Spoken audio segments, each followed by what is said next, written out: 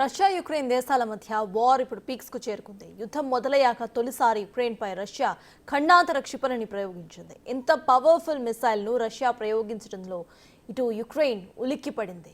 ఇక కాస్కో అంటూ యుక్రెయిన్ సవాల్ విసురుతోంది.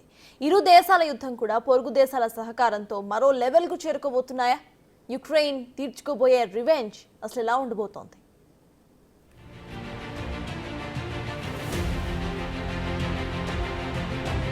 నెక్స్ట్ లెవెల్ కు వెళ్లిన ఉక్రెయిన్ రష్యా వార్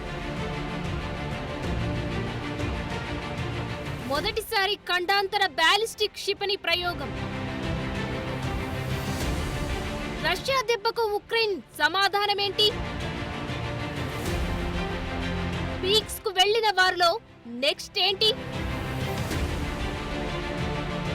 అణు యుద్ధానికి మరెంతో సమయం లేదా? అంతు లేకుండా నడుస్తున్న రష్యా ఉక్రెయిన్ యుద్ధం మరో స్థాయికి చేరుకుంది. ఇక నువ్వా నేనా అంటూ రెండు దేశాలు కాలు దువ్వుకుంటున్నాయి. ఇన్నాళ్లు అణ్వాయుధాలు సహా రకరకాల అస్త్రశస్త్రాలను ప్రయోగించుకుంటూ నడిచిన వార్ ఇప్పుడు మరో స్టేజ్ కు చేరుకుంది. దానికి కారణం ఉక్రెయిన్ పై రష్యా ఖండాంతర బ్యాలిస్టిక్ క్షిపణి ప్రయోగించడమే.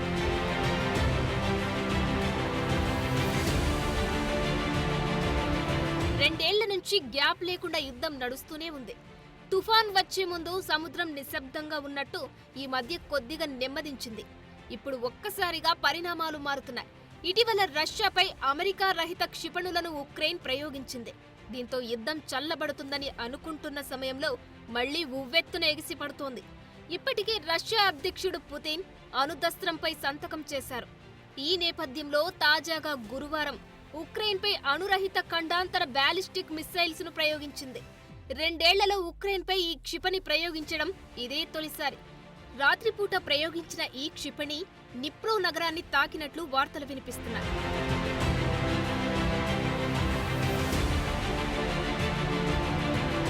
రష్యా దాడిని ముందే ఊహించిన అగ్రరాజ్యం కీవ్లోనే తమ రాయబార కార్యాలయాన్ని తాత్కాలికంగా మూసేసింది.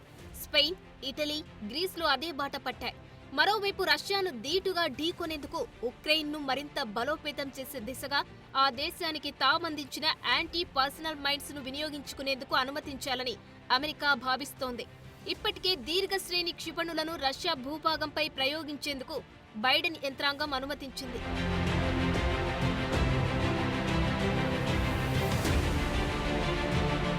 ఇప్పటికే అమెరికా సహా బ్రిటన్ దేశాల నుంచి ఉక్రెయిన్ కు భారీగా ఆయుధాల మద్దతు లభిస్తోంది. ఇటు రష్యాకు కూడా సైనిక సహకారం అందిస్తోంది ఉత్తర కొరియా. అంతటితో ఆగకుండా మాస్కోకి భారీగా ఆయుధాలను పంపుతుంది. ఈ మొత్తం వ్యవహారంతో ఇరు దేశాల మధ్య నెక్స్ట్ ఏదో జరగబోతుంది అనేది పెద్ద ఎత్తున చర్చ నడుస్తుంది. తాజాగా రష్యా దాడితో అలర్ట్ అయిన ఉక్రెయిన్ రష్యాను ధీటుగా ఢీకొనేందుకు అడుగులు వేస్తోంది. మరోవైపు ఉక్రెయిన్తో యుద్ధ పరిష్కారానికి బ్రిక్స్ దేశాలు సిద్ధమేనా అంటూ భారత్లోని రష్యా రాయబార కార్యాలయం కామెంట్ చేసింది. కానీ ఉక్రెయిన్ మాత్రం ప్రతీకారం తప్పదనే సంకేతాలు రష్యాకు పంపుతుంది. మరి ఉక్రెయిన్ ఎలాంటి జవాబు ఇవ్వబోతోంది? నెక్స్ట్ యుద్ధం ఎటువైపు దారి తీస్తుందోనని ప్రపంచ దేశాలు హడలెత్తిపోతున్నాయి.